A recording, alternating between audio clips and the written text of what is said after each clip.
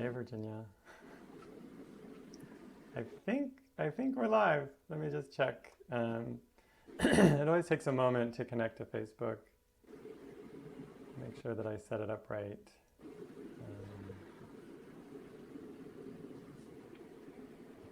Yep. Okay. There we are. Great. Okay. Well, nice to see you. Thanks for being here. Yeah, terrific to see you. Yeah. Thanks so much. So I thought what we usually do is start with a centering, and then we can talk. And I can introduce you a little, and you can introduce yourself some more. Okay. And we get to talk about yoga and the ADA.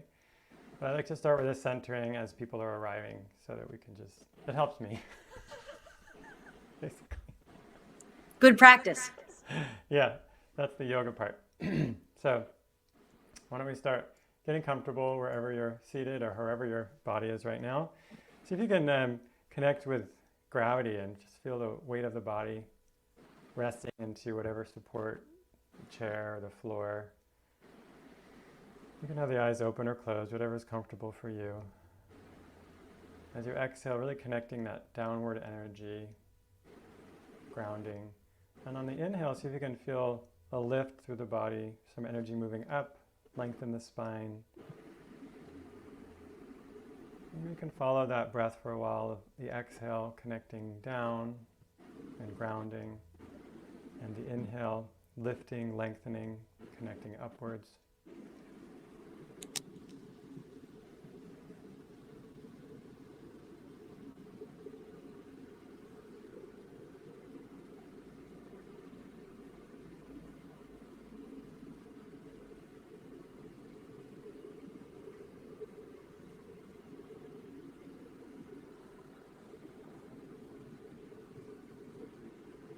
Take a deep inhalation and slow exhale. And opening the eyes if they were closed, coming back to this shared space. Noticing where you are, back in the room, back in this shared virtual space. So hi again, thanks Virginia for joining me today. I thought I could just say a few things about our work together and how much I've learned from you already over the years. I can't remember when it was exactly. I think it was in the Santa Barbara conference, maybe around 2016, I think. Yes. That we met. You were at one of our accessible yoga conferences and you approached me and recommended that we start an advocacy effort, an advocacy team, which we did, and you helped.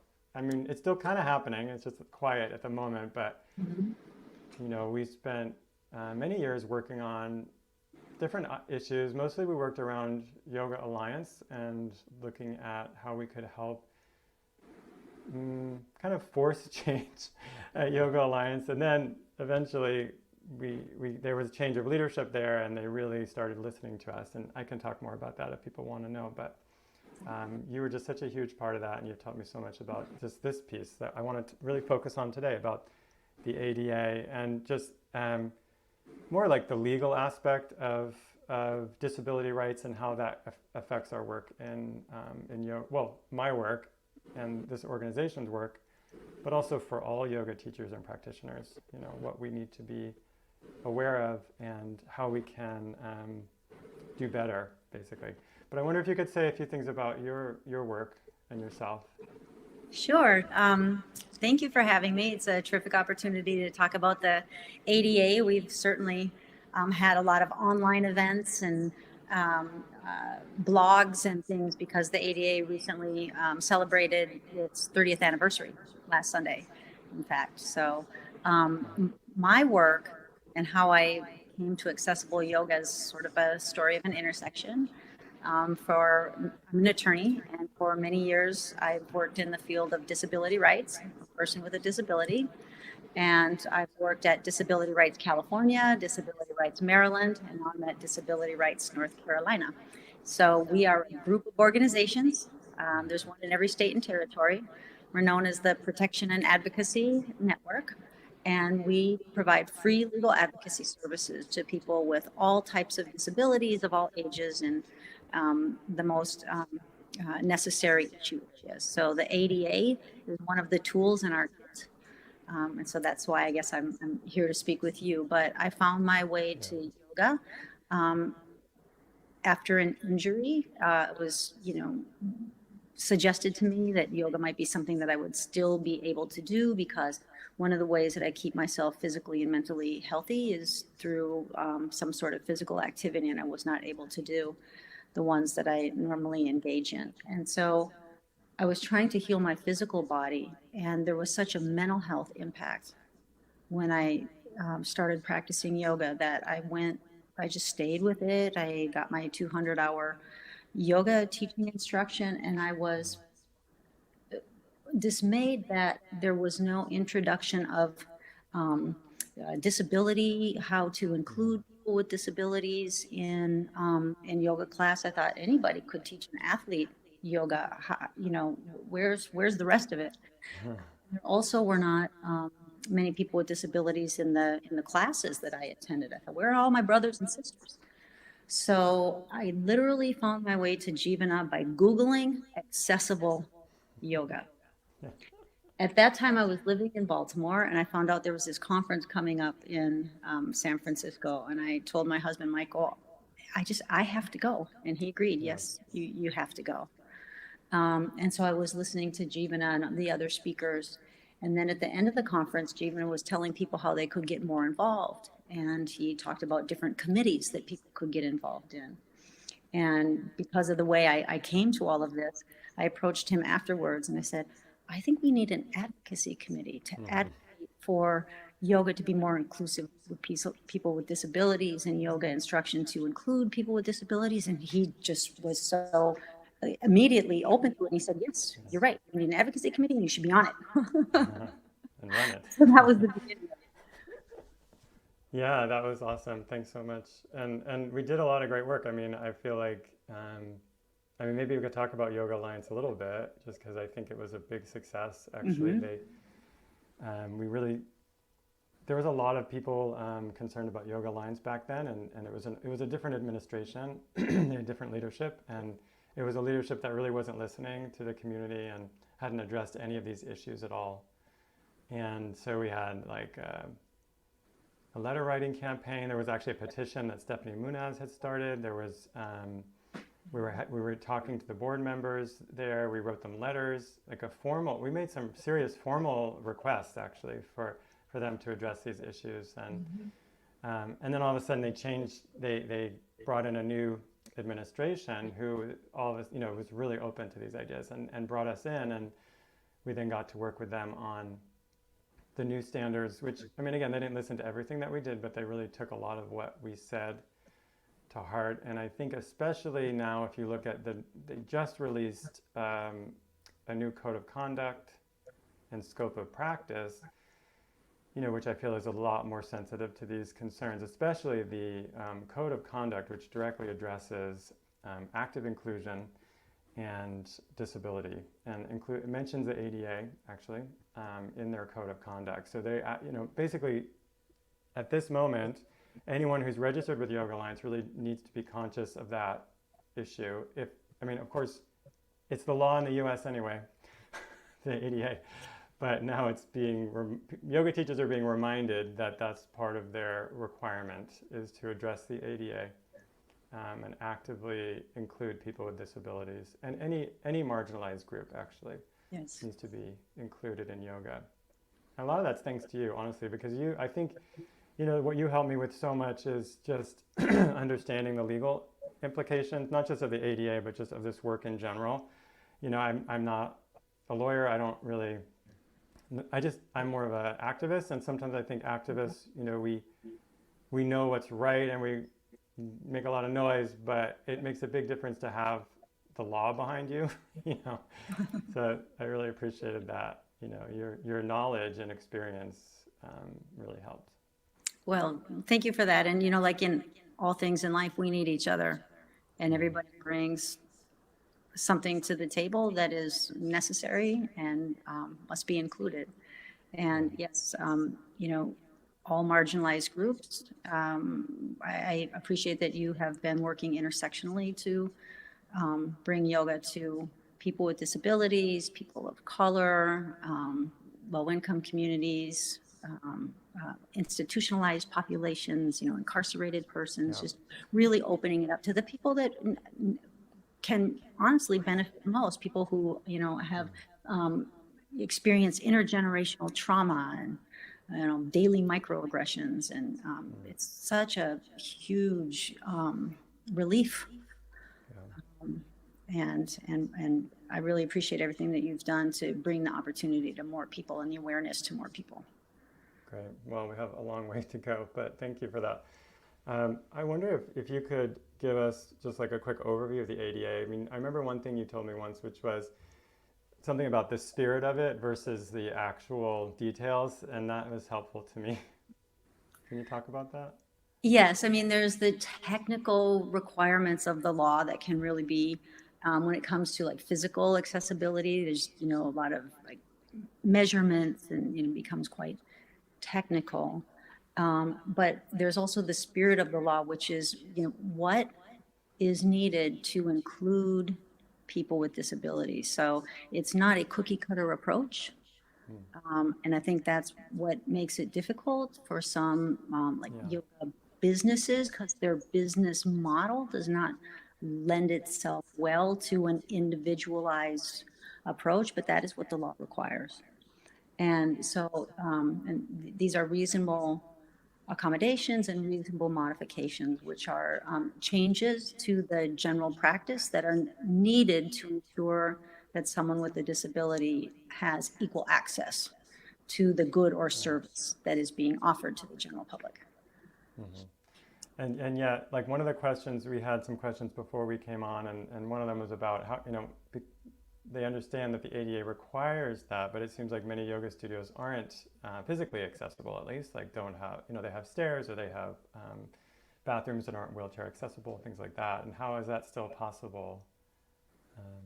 Right. Yes, I mean, the ADA was a hard fought civil rights victory that seems unimaginable today. And I think one of the reasons why it did make its way through Congress and get signed by Bush the senior as president is that people stayed together. This law covers people with all types of disability. And so all the attempts to sort of divide and conquer and say, you guys okay, but not that group, didn't succeed. And so it does cover people with all types of disabilities. But in terms of physical accessibility, the law only went so far. We see the ADA as a stepping stone, not, definitely anything that is the end all be all of civil rights advocacy. And of course, anytime you get a civil rights act like this, it's really just an opportunity. It's not self-enforcing. The law has to be enforced. And so anytime that you have social progress like this, you also have the forces of resistance come in. And that's where we are. Just by virtue of, the compromise and how the law was passed, existing businesses did not have to make themselves accessible unless it was readily achievable. And so it only applies to construction, or if there's a significant renovation, it could trigger the ADA's requirements. And so what is readily achievable? What is a reasonable accommodation? What is a reasonable modification? So the law has these sort of ambiguous terms in there because there's so many situations, the law couldn't possibly encompass them all. So the law envisions that reasonable people will take reasonable action. And that's why that's the source of all the fighting, right? And because there is this resistance, people don't want to change. They, there's a lot of resistance from the business community. It's my business. Don't tell me how to run it. So there's not this universal welcoming people with disabilities. There's not sort of a mindset that, oh, yes, all boats rise together. We see that now in the pandemic, right? There's not this sort of social cohesion that says, of course, if I open business to more individuals, then that benefits them, it benefits me, it benefits everybody. Right. And we are where we are. Yeah, I like that positive approach to it, talking about benefiting if it benefits some, it also benefits everyone. It reminds me of the way that, the ADA helped all of us. Even if you don't have a disability, it's helpful to have curb cuts. It's helpful to have elevators in the subway. Things like that are helpful for everyone. But in yoga spaces, I feel like, my take is that because people think of yoga as a physical practice primarily, and then they look at it like advanced means you do more advanced physical practice, which I don't necessarily agree with. I think that leads us down a road, logically, if that's what yoga is, then somehow people with physical disabilities aren't part of that, and making a space wheelchair accessible doesn't even come into people's minds. And it's painful and sad. And I even see places that speak about equity and equality, still not making those efforts, and that is kind of heartbreaking. I just feel like somehow people think of yoga as outside of that, and that people with disabilities don't need access to these practices, which just makes no sense to me. You've been a great champion for this set of issues and the whole accessible yoga community, that yoga is not twisting yourself into a pretzel, and just sort of the controversy that surrounded those yoga magazine covers, and what is yoga, and just sort of the cultural appropriation of yoga, where it gets sort of glamorized and then repackaged and sold, and it's not even really. You talk about the spirit of the ADA. There's the spirit of yoga. Yeah. The spirit of yoga would be inclusive, and anybody would be able to practice yoga. Right. We've said if you have a mind and a body and you can breathe, you can do yoga. Right. And it's true. And nowadays I would say if it's not accessible, it's not yoga, because of what you just said, right? Exactly. Because like you said, the spirit is automatically inclusive of everyone. So if you're teaching yoga in an exclusive way, then I don't think it really is yoga, to put it mildly. Right. What is the first limb? Yeah.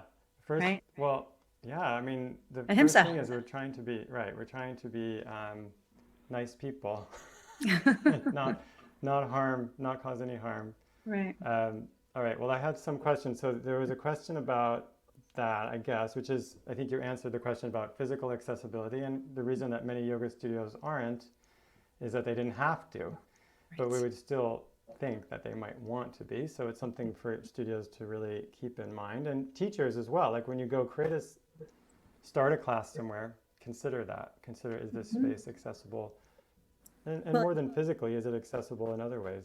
Well, and now that we have the pandemic, there's so much that has gone online, so that should go far to make yoga more accessible to people with disabilities. And just back to the concept of ahimsa for a moment, I would just put out there for consideration that segregation and exclusion of anyone degrades all of us.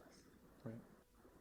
Yeah, that's again where that connection of yoga and social justice comes in, which I feel like I need to often explain to people, but like you just said it so simply, it's pretty straightforward idea. All right, and there was a question about mental health issues and how that's addressed by the ADA, and also I don't know if I understand the question exactly, but I think it's about how that intersects with yoga. I wonder if you have thoughts about that around mental health disabilities. Well, the Americans with Disabilities Act is very broad in terms of who's covered. So people who have mental health disabilities are covered by the ADA and are also entitled to reasonable accommodations or modifications that are needed for them to have equal access to, in this case, yoga practice. And I also know personally that people who have mental health disabilities can benefit tremendously from yoga. And so we must do more to ensure that folks with mental health disabilities have access to these practices. And, that's why it's so important that we get into places where people are segregated. I think that it really breaks down the barriers of abuse and neglect and discrimination, to not have people sort of cordoned away in juvenile justice facilities or, prisons. jails, psychiatric hospitals. These are places where a lot of abuse and neglect occurs, and it's so people they're not empowered, and every message that they receive is one of that you are sick and you are broken and you don't have agency to fix yourself. We do that for you here. And so to have access to yoga practice is something that is so uplifting and so empowering and so necessary, that we really have to get into these places. Yeah. And I know that was, I had a conversation, one of these conversations with Ryan McGraw. I don't know if you know Ryan. He's, I think, recently joined the team. Yeah. Mm-hmm.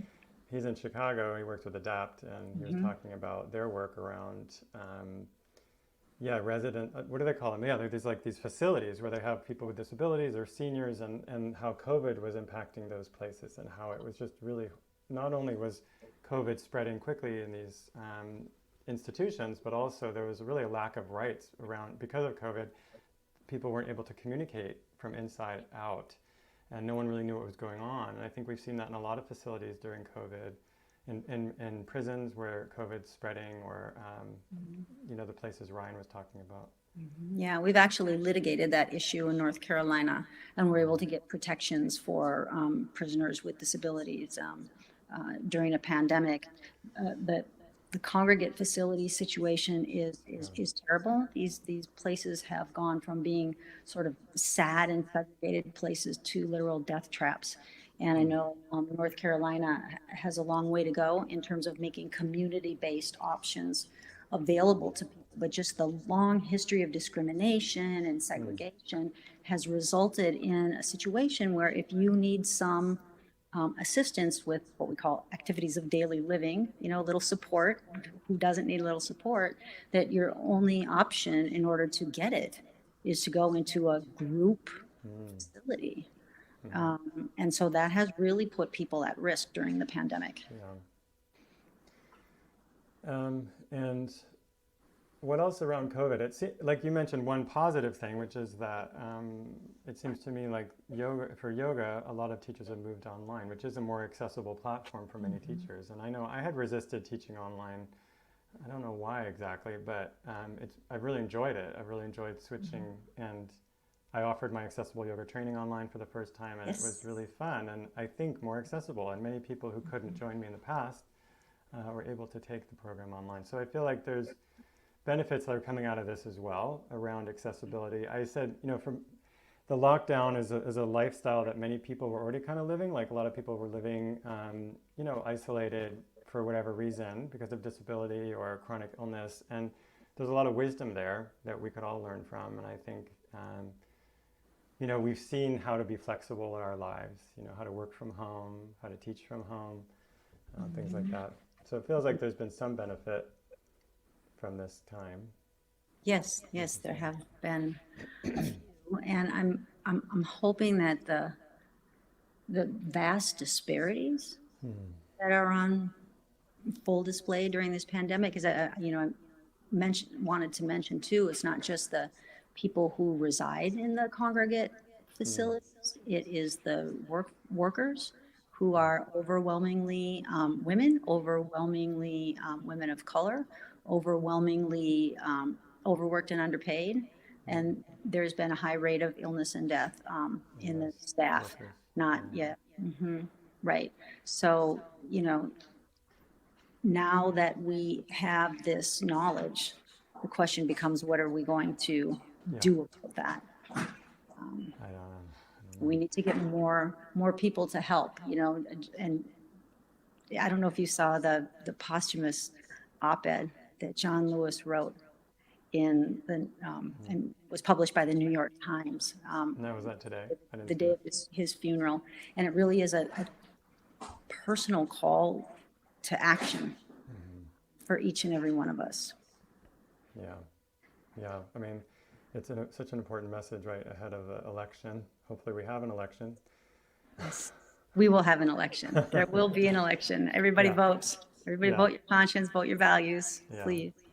Yeah, no, I feel optimistic in that way, like change is coming. And obviously, the Black Lives Matter movement is the biggest revolution we've had, in forever. So I think it's very exciting. It's an exciting time, even though it's very painful. And I think these disparities have been revealed, I think, is part of what we're seeing, right? Yes, exactly. And so going back to yoga, can I ask you, well, I have a question actually that's more specific around the ADA and teacher training. So I've recently had a few people reach out to me who are enrolled in teacher training programs, and they have disabilities themselves. Mhm. And they say that the trainings aren't accessible to them. And I'm just curious, what is your advice, like if you're leading a teacher training program, or if you run a school or a studio, where do you find that balance in terms of accommodations in a more like an educational program, for example? Because the questions I'm getting from when I've talked to the schools is like, I get the sense that they think they have to reduce the quality of their program, and that they don't have, I guess this is my response in a way, is I feel like they don't see the creative possibilities, here, and they see it more as like all or nothing. You know what I mean? Do you Yeah. understand the question? I don't know. Yeah, no, I do. And what the ADA envisions is an interactive process. So businesses are required to make reasonable accommodations and modifications. So what is reasonable? Essentially, it's not a fundamental alteration or an undue burden. What does that mean? It doesn't cost too much money or create too much hassle, in a way, just in a nutshell. So the business concern and the person with the disability who wants to avail themselves of the goods and services that are offered to the general public are supposed to sort of figure it out. And I have never seen better problem solvers than the people with disabilities that I've met. They're the experts on their own disability. And so usually that will be something that can be determined if both sides can listen and work together to resolve the matter. I mean, that's just sort of a blanket answer to a blanket question, but I know it gets a little more individualized than that. Yes. Well, I appreciate that. That it's a compromise. It's a conversation, but it's not. It doesn't have to be less quality. Right. I think that's important. I feel. Well, I don't know if you even know that the name Accessible Yoga started because I started a 200-hour training for people with disabilities to become yoga teachers, because I found that my students weren't moving on. Like, I had students with disabilities, but they weren't like moving on to become teachers, and I wanted them to. And what I realized is the format of the training wasn't accessible, and that's what I did. I kept the same content, the same information, and I just worked on formatting it differently and offering individual support. And I feel like that's something that can happen really and needs to be happening, I would say, in every teacher training program. And I think that's what you're getting at, is this kind of individual support depending on someone's individual needs or learning style. Yes, and I think, if you approach it from the interesting challenge perspective, I really want to make this work. How do we make it work? That goes a long way. Yeah, I love that. That's kind of where I focused. To me, I've been leading those programs for so long, and I had a set way of doing it, and I think it really helped me to expand my understanding. A lot of it had to do with the ways that people learn, like the different ways, and that you have to find a way to support individual learning, and also ability, because I think there's, again, back to that mistaken identification of yoga with asana. I think that part of the challenge I'm hearing from these programs and these participants is that they're being asked to kind of perform certain asanas. Like, you'll graduate if you can do this series. Right. And it's Right. Yeah. It's so wrong. It's so messed up. When yoga is not just those particular poses, and yet that's what we're saying. Well, to be a yoga teacher, you have to be able to do like a peacock or the crow or whatever. Right. And it's just like, why does that make you a yoga teacher? It just. Right. There's so much more to it there. It's just such a deeply spiritual practice. And just like there's so many ways to learn, there's so many ways to teach. Yeah. We need everybody. So what about for a yoga teacher who's teaching an open class? So I just want to give you like a scenario. Say I'm a yoga teacher and I teach a more physically advanced class, like I teach like a level 3 vinyasa flow class. What is my responsibility in that way if it's a public class in terms of the ADA? Can you speak to that? Sure. I mean, there's different classes that are offered, and some, like anybody could wander into, I'll try level 3, and it's, a novice person who is in there with more experienced people doing more advanced poses. I would say in that instance, the main thing is to make sure that the person who's new to the class stays safe, and that there's not an expectation that they must strive to the point of hurting or damaging themselves to do everything that everybody else is doing. That's our job as sort of coaches. The number one thing is to make sure that everybody stays safe in class. That would be my focus.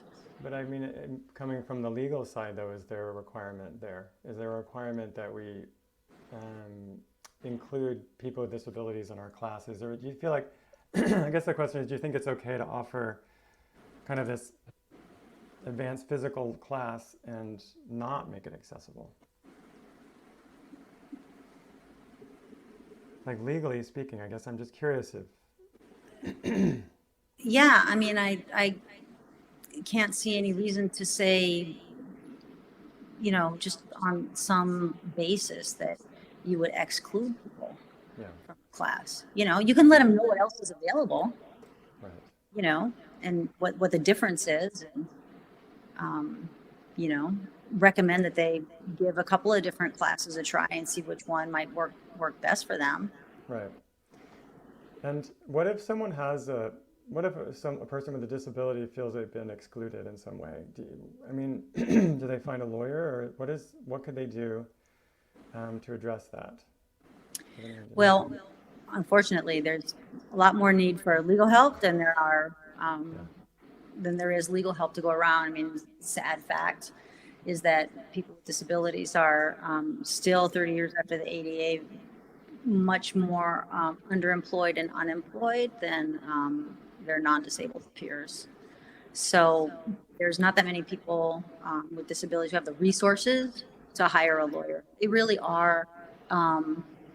They really do need for people to follow the law, to do their best to follow the letter and the spirit of the Americans with Disabilities Act, and not exclude them on the basis of their disability. Just, here's a person with a disability, and so I'm going to make my assumptions based on what I think I know about this person, and try to, preserve the class for the people without disabilities, because it's more of a challenge to find a way to allow this person to be part of the group. So I think it's not very often that a person with disability will go get a lawyer.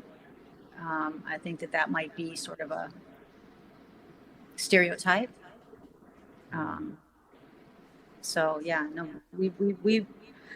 It really is best if people can engage in that interactive process. Right. And actually, like I mentioned, the changes at Yoga Alliance, at least for teachers and studios that are registered with Yoga Alliance, I know people have a lot of feelings about Yoga Alliance, but at least their code of conduct is clear that that's a requirement to be registered with them at this point, is that you are following that spirit of the ADA and making efforts to actively include people from all marginalizations, and especially people with disabilities.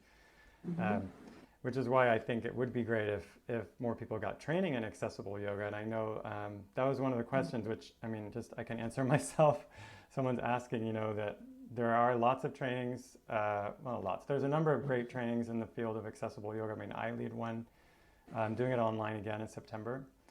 Great. It's really just the beginning though. And I feel like there's so many specialties then I think people can study about. My training is really more about this topic. And I'm interested in how do we make all yoga accessible, not how do you teach specialty classes, right? That's not so much what I'm interested in.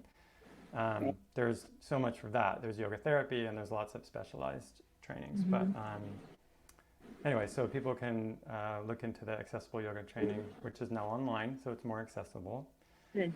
I want to go. Your question is interesting about including people in an advanced class, and I think that there's so many ways that we might be to say whether someone belongs in a given situation, right? We have so many ways of making these judgments, about, and it's not just disability, and I'm sure we've all made them, actually. And so I would just say we need to get away from that, Yeah, I do. I mean, it was a leading question because I actually have an issue with levels of yoga. I actually think the whole level system that we use is not in line with the teachings of yoga. And how many people have been made to feel like they don't belong in a situation? And in yoga class, I have heard so many stories from people who felt like they didn't belong in those spaces, and not just from people with disabilities, but from people of color and large-bodied people, older people. Just really, we need to get away from that. Not just feeling like you don't belong, but actually being told that. I mean, I've heard many people tell me they've been told this is not the class for you in not a kind way, or been shamed, or been injured,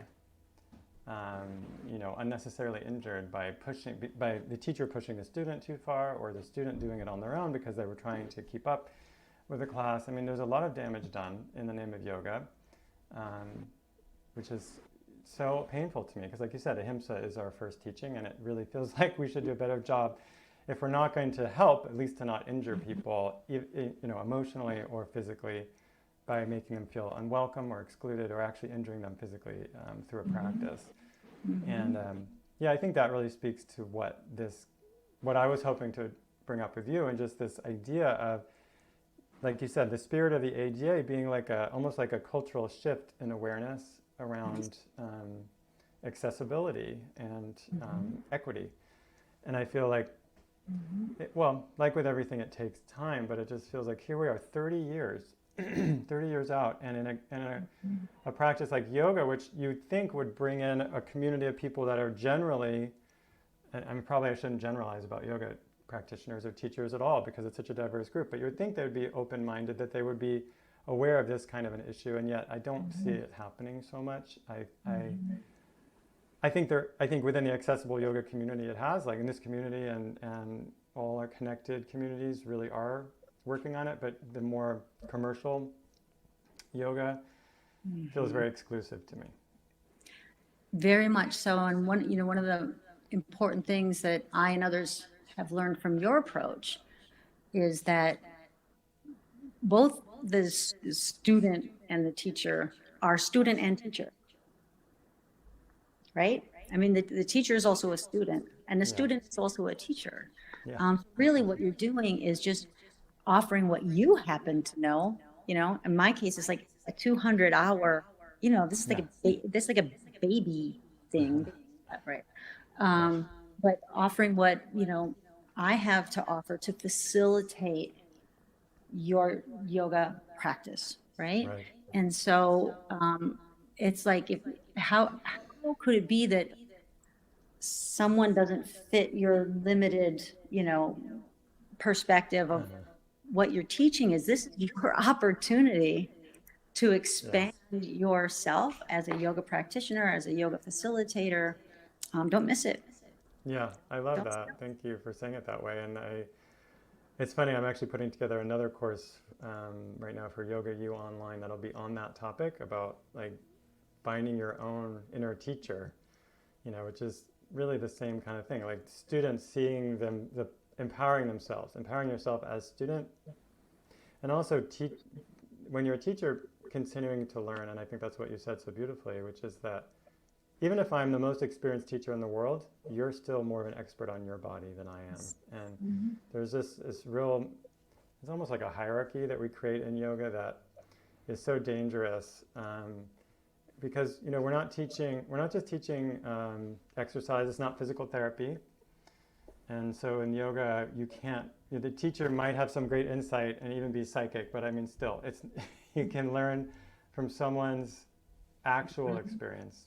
And you're basically making suggestions and offering some guidance, and then the student decides what to do with that. And it's a relationship, and I think we have to see it more as that, of an equal relationship. And actually, I feel like that's a theme maybe in this conversation, because that came up when we talked about a trainer and a trainee. Similarly, I think if you have a trainee who has a disability, and there's a conflict there in terms of what's happening in a teacher training program, I think there's an opportunity for that relationship to expand, right? For them to learn from each other. And that's what we're saying now about teacher-student. The teacher and student relationship is, I think, more complicated than we generally think. Yes, and it goes again to your question about the letter of the law versus the spirit of the law. And you can say, come get me, prove I discriminated against you and take legal action against me. Or we can just do our best to follow the spirit of the ADA, right? Which is yoga practice to me, honestly. I mean, I think that's what we're trying to get at too, that the spirit of accessibility is yoga. It's about trying to sometimes transcend our own limited thinking and be more open just to other people's experience. It may not be the same as yours, right? So your experience is valuable, but so are other people's experiences. Yes. And that's why, I think 30 years after the ADA, we're still only as far as we are. It's because the law can only do so much. The law has to be enforced, and the law can't change hearts and minds. But one of the things that it has done is it has changed the hearts and minds of people with disabilities. And the post-ADA generation, oh my goodness. I mean, I remember feeling I had this dirty little secret, my disability, like I had to blend with the other people and I couldn't, let anybody know.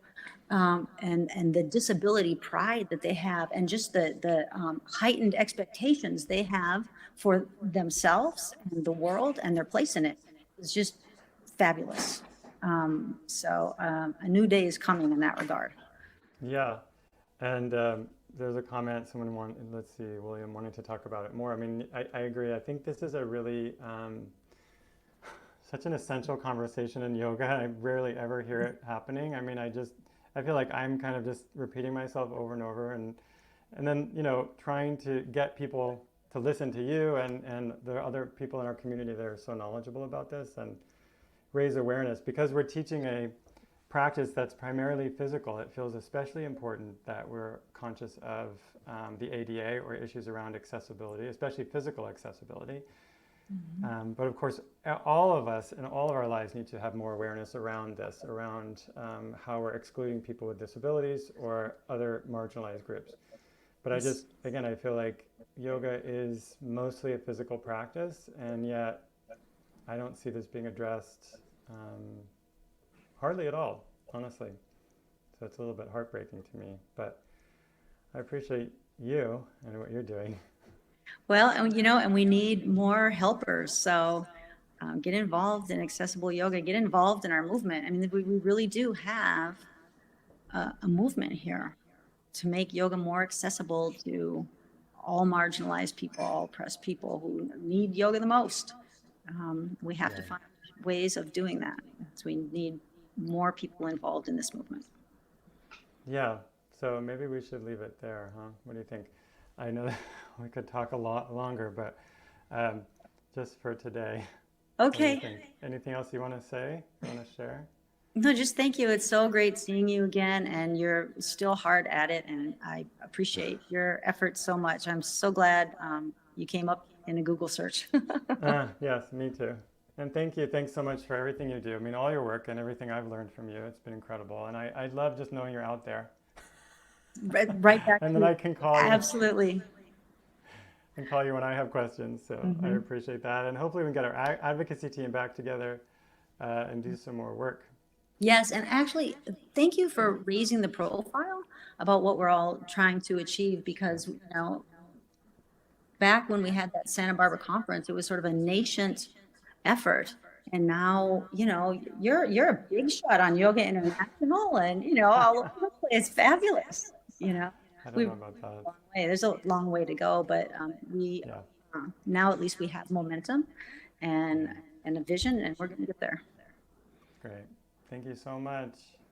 Thank you, Take Jivana. care. Okay. Bye. Bye. Bye.